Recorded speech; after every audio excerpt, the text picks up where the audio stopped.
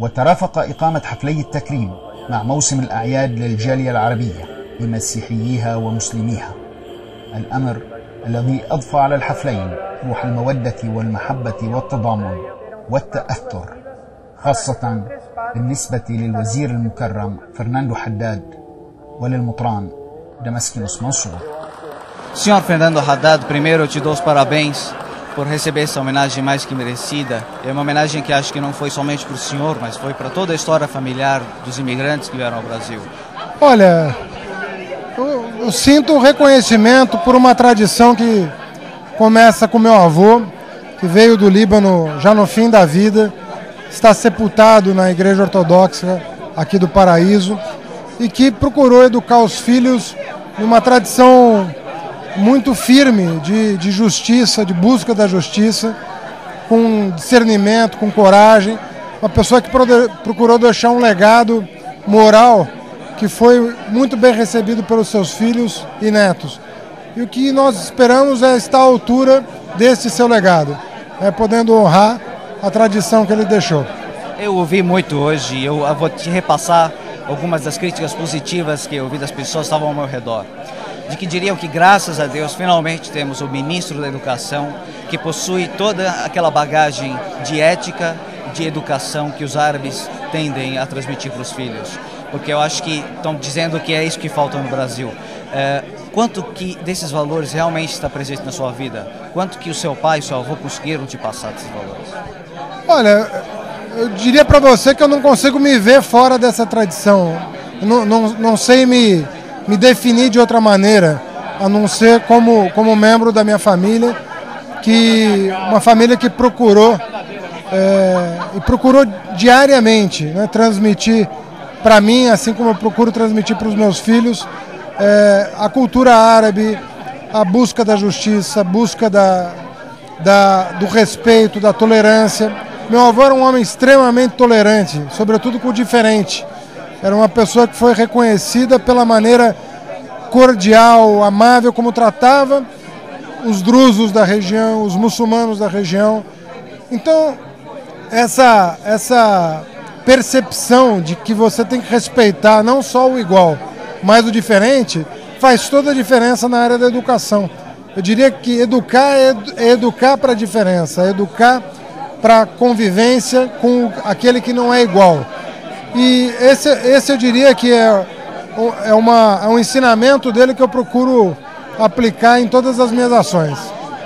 E o seu avô foi também extremamente importante e extremamente respeitado, inclusive, por seus atos, por sua oposição contra os franceses no Líbano. O que você poderia resumir para mim a história do seu avô e a imigração dele ao Brasil, a imigração da sua família ao Brasil, sobre motivos, por que acabaram decidindo pela migração? Olha, meu avô era um homem muito moderno, é um homem que morou durante 6 anos nos Estados Unidos, é um homem aberto para a modernidade, aberto para o mundo contemporâneo. Era uma pessoa que conseguia combinar com muita virtude a tradição da cultura árabe, mas a ideia de que, enfim, as relações tinham que se modernizar. Ele era uma pessoa francamente favorável à autodeterminação do povo libanês. Era uma pessoa que tinha arraigado em si, no seu pensamento, a ideia de que o povo libanês merecia ser dono do seu destino, né? E que as diversas religiões que conviviam no Oriente Médio tinham o direito, né, de se desenvolver na diferença e em respeito às demais.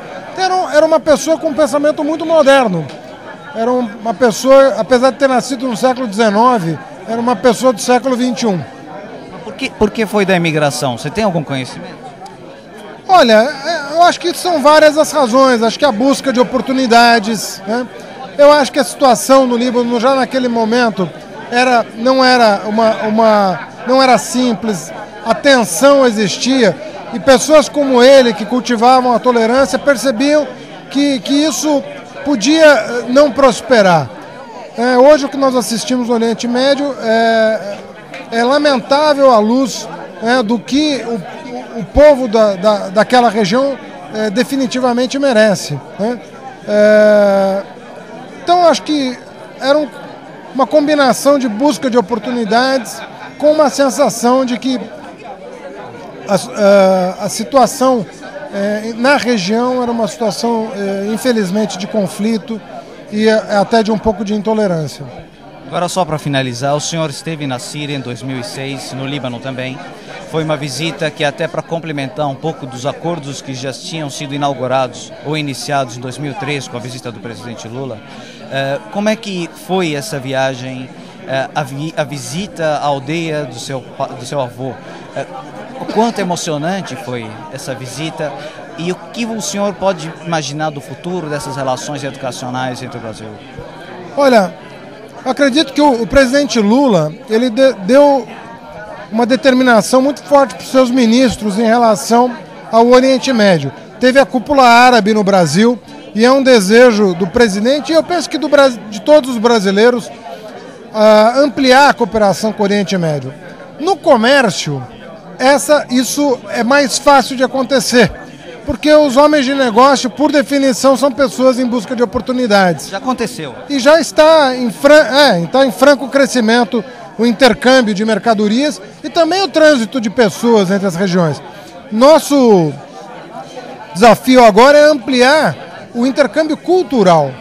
E a visita que eu fiz ao Oriente Médio, sobretudo ao Líbano e à Síria, demonstra que o potencial de intercâmbio é enorme. Muitas pessoas falam português no Líbano, muitas pessoas já moraram no Brasil, né, conhecem as tradições brasileiras. Houve recentemente em Brasília um encontro de reitores das universidades libanesas e sírias e de universidades brasileiras. Esse intercâmbio tende a aumentar.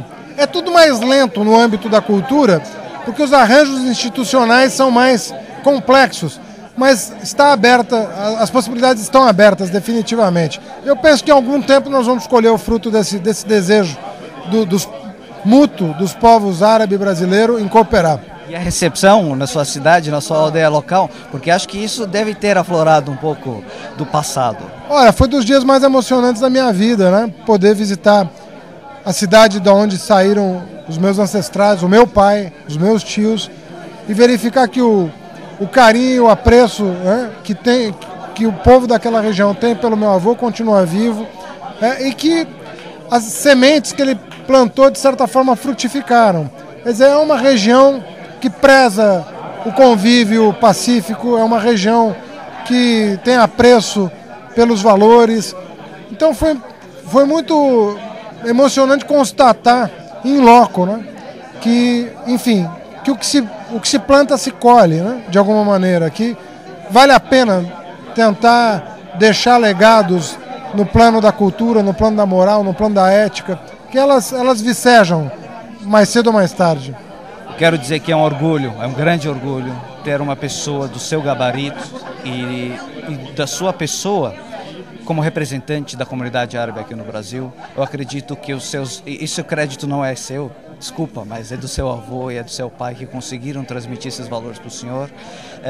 Como palavra final, se o senhor gostaria de mandar alguma mensagem para o mundo árabe que está nos assistindo agora, tanto a Síria como o Líbano, por favor, que fique à vontade.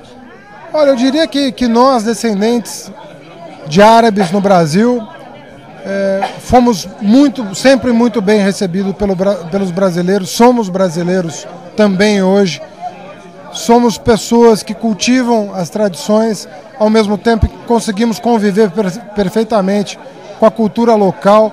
Foi criada quase uma cultura híbrida no Brasil em torno da colônia árabe, que é orgulho dos povos mutuamente. E o que nós procuramos fazer é honrar o legado do povo árabe, a cultura que foi legada para nós. Todo o nosso esforço é de honrar essa cultura, de honrar esse legado, de estar à altura das tradições sírio-libanesas.